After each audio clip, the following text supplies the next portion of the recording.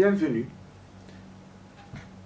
Dans une première vidéo, j'ai parlé de l'addiction, comment elle s'installe, comment elle peut s'emparer de nous. Là, je vais parler des différentes addictions, et surtout je vais parler de l'addiction aux choses qu'on ingurgite ou qu'on administre à notre corps. Ça peut être le café ou le thé, comme ça peut être des joints ou de la cocaïne, du vin, des alcools forts ou d'autres types de drogues, que ce soit l'ecstasy ou des comprimés psychotropes ou autres.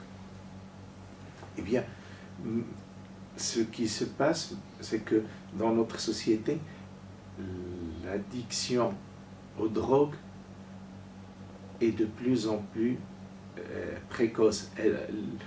C'est un âge de plus en plus précoce. On voit des enfants de 12-13 ans maintenant qui s'adonnent aux drogues. Ça peut être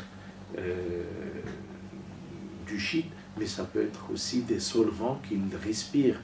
Ça peut être des comprimés hallucinogènes ou d'autres. En tout cas, malheureusement, c'est de plus en plus jeune qu'on commence à s'adonner aux drogues dans notre pays. Le problème, c'est que on commence pour faire comme les autres, on commence pour prouver qu'on est capable. On s'adonne à des drogues parce qu'on pense que ça va nous rendre plus gais ou moins anxieux, ou ça va nous aider à nous concentrer ou à mieux préparer l'examen, ou pour être bien dans l'ambiance dans une soirée, ou pour différentes raisons. Et ce qui caractérise l'addiction, c'est qu'on trouve un grand plaisir à consommer le produit qui va nous rendre esclaves. C'est un lien très fort qui s'installe et on ne peut plus s'en passer. Et petit à petit, ce lien va faire que si on n'a pas notre dose de l'objet qu'on consomme, eh bien, nous allons avoir des comportements parfois agressifs, parfois même d'automutilation, parfois des réactions très disproportionnées par rapport à une situation donnée, et d'autres.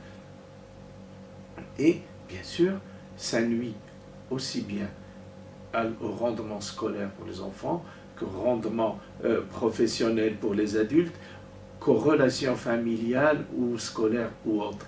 Alors, moi, j'invite les parents à faire attention à leurs enfants, avec qui ils sortent, quels sont leurs camarades, parfois chercher dans leurs affaires, est-ce qu'il n'y a pas des produits toxiques qu'ils peuvent utiliser.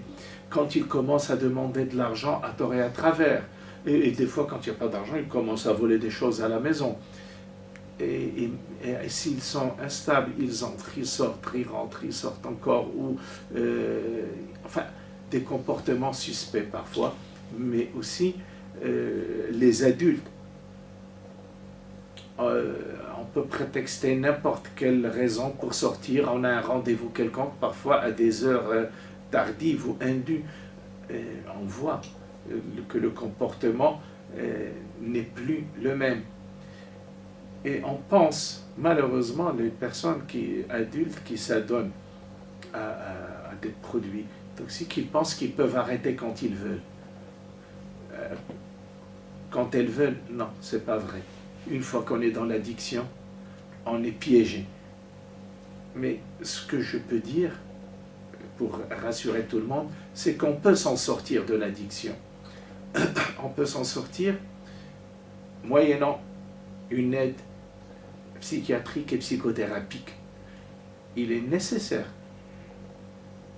de se faire aider en même temps par un psychiatre et par un psychologue, psychothérapeute.